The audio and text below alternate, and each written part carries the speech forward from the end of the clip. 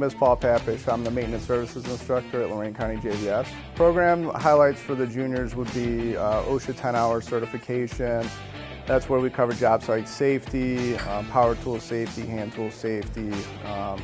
We cover basics of carpentry, so introduction to woodworking and light framing for houses and things like that. The senior students really work more intensely on framing houses and sheds and structures. We work on drywall and painting, like interior, exterior finish, such as roofing, siding, window and door install, and floor installations and refinishing and things like that. Students in the maintenance services also, they cover electrical, so residential electrical, installation of like Romex and light conduit, bending. We cover plumbing, residential plumbing, toilet install and repair, soldering copper pipe, PEX pipe and joining PVC pipe. In addition, we also do landscape maintenance and some light landscape equipment repairs, so we'll change the oil, filters, check the spark plugs and things like that.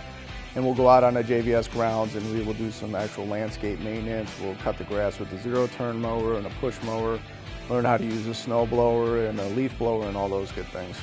Type of work, the ideal job position for a maintenance services student would be an apartment maintenance position at a multifamily unit, possibly with a remodeling company. I've had students working doing insulation on commercial buildings and remodeling of commercial buildings. I've had students do custodial work where we're stripping and refinishing floors, just a wide array, roofing and siding, a lot of that. Maintenance services post-secondary options would be one, you could attend and do like a construction management type of course at your local college. We do have an articulation agreement with the Carpenters Union, so where you can do, if you complete maintenance services, and all of the required performance testing. When you leave here as a senior, you could have your pre-apprenticeship completed through the Carpenters Union, which would be a direct access, and then that would allow you to do an apprenticeship and move on to journeyman level. My name is Zachary Seal. I'm in the 12th grade and I'm in building maintenance.